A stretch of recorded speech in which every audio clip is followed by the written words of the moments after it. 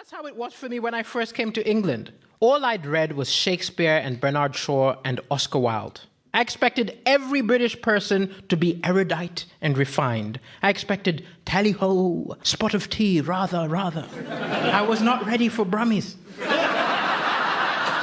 There is always a gap between expectation and reality. When Europeans came to Africa for the first time, it was not positive expectations, it was negative. Africa was spoken of as the dark continent, the Bourneville of continents, like other continents, but with a deeper, richer taste.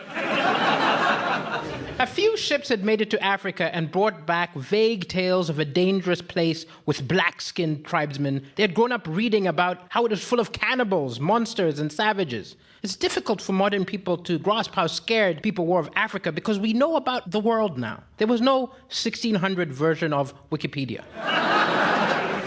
They actually had no idea what the interior of Africa was like. They knew it was dangerous. They thought of Africa the way we think of Mordor.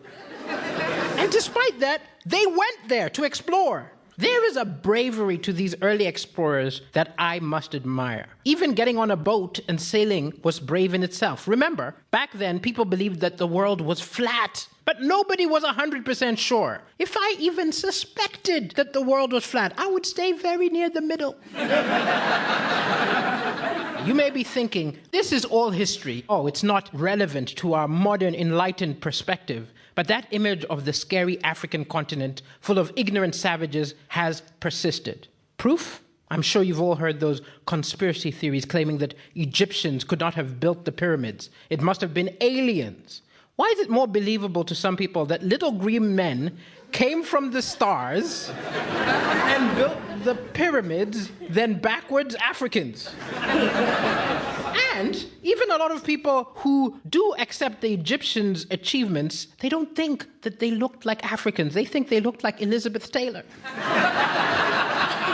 I was in the highly acclaimed production of Antony and Cleopatra at Old Vic, with my wife as Cleopatra. I looked at your resume. Weren't you an understudy? I got on for 2 matinees when Sir Alec was down with food poisoning. I never got to the bottom of that. It's nothing to do with me.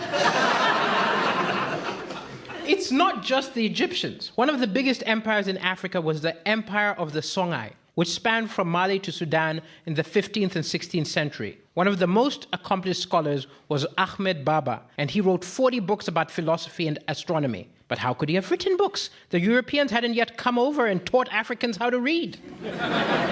And when I say these opinions still exist, I'm not even talking about 30 years ago with somebody's slightly racist nana.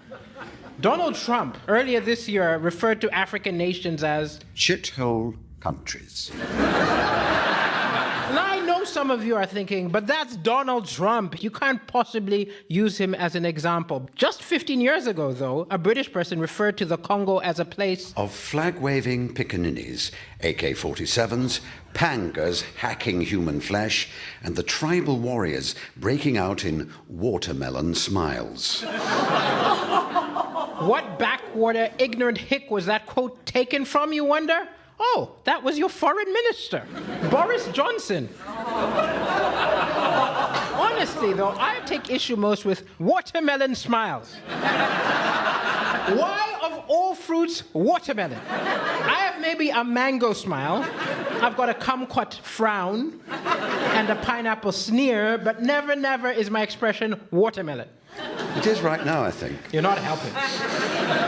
There is no excuse for these assumptions nowadays, but with the early explorers heading into the unknown continent, I understand. They didn't know what to expect. It's the fear we all have on a first date. Will she be funny? Will she be as pretty as her pictures? Will she give me diphtheria?